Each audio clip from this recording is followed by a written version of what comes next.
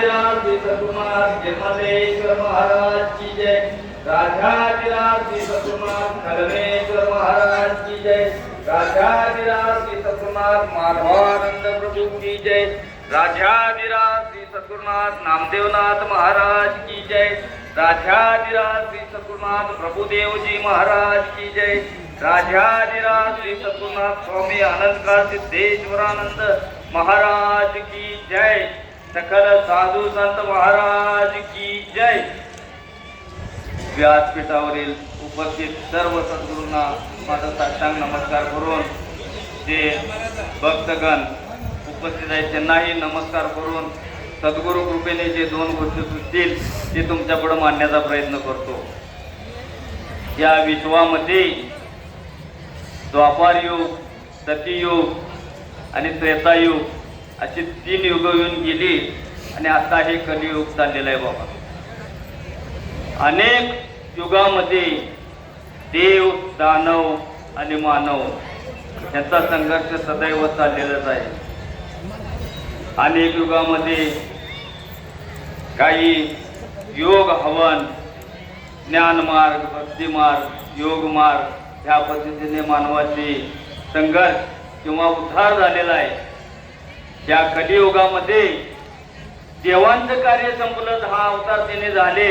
कृष्णाने सांगितले बाबांनो, आता तुम्हाला कोण जर तारणारा असेल कलियुगामध्ये तो संत किंवा सद्गुरूच तारणारा आहे असं त्याने सांगितलं। म्हणून बाबांनो, या आमचा संप्रदाय जो आहे, अनेक युगामध्ये देवांचं आम्ही सहकार्य घेतलं, पण ह्या कलियुगामध्ये आमच्या संप्रदायाचं मूळ नाम जे आलं ते मूळ 9 नाथापैकी रेवणनाथापासून नाम आलं। ते आद्य काळ ते सिद्धेश्वरापासून आमचा संप्रदाय येतं कर्नाटकमध्ये चालू झाला। तसंच कर्नाटक, महाराष्ट्र आणि परदेशामध्येही सुद्धा आमचा संप्रदाय गेला। बघा, या संप्रदायामध्ये आमचं ब्रीद वाक्य आहे, तो एक तूच ब्रह्म। या कलियुगामध्ये आमचा संप्रदाय देव कडले केले सोडत नाही बाबा। म्हणून बघा, गुरुचं किती महत्व आहे। गुरुर ब्रह्मा गुरु विष्णू गुरु देव महेश्वरा, गुरु साक्षात परब्रह्म म्हणून सांगितले। गुरुच ब्रह्मदेव आहे, गुरुच महेश आहे, गुरुच बाबा विष्णुदेव आहे असं सांगितलंय। आणखी एक सांगितले, गुरु हा संत कोळीचा राजा, गुरु हा प्राण विसावा माझा, गुरुविना देव नाही तुझा 3 लोकी म्हणून सांगितले।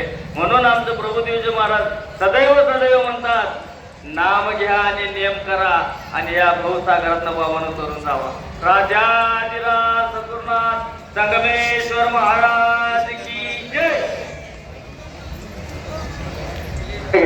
ಇಲ್ಲಿಯವರೆಗೆ ಪ್ರವಚನವನ್ನು ದಯಪಾಲಿಸಿರ್ತಕ್ಕಂಥ ಆದಿನಾಥ ಮಹಾರಾಜರು ಮಹಾರಾಷ್ಟ್ರ ಇವರಿಗೆ ಧನ್ಯವಾದ ತಿಳಿಸುತ್ತಾ ಈಗ ಇವರ ಪೂಜ್ಯರಿಂದ ಶ್ರೀರಕ್ಷೆಯನ್ನು ಪಡೆದುಕೋಬೇಕು।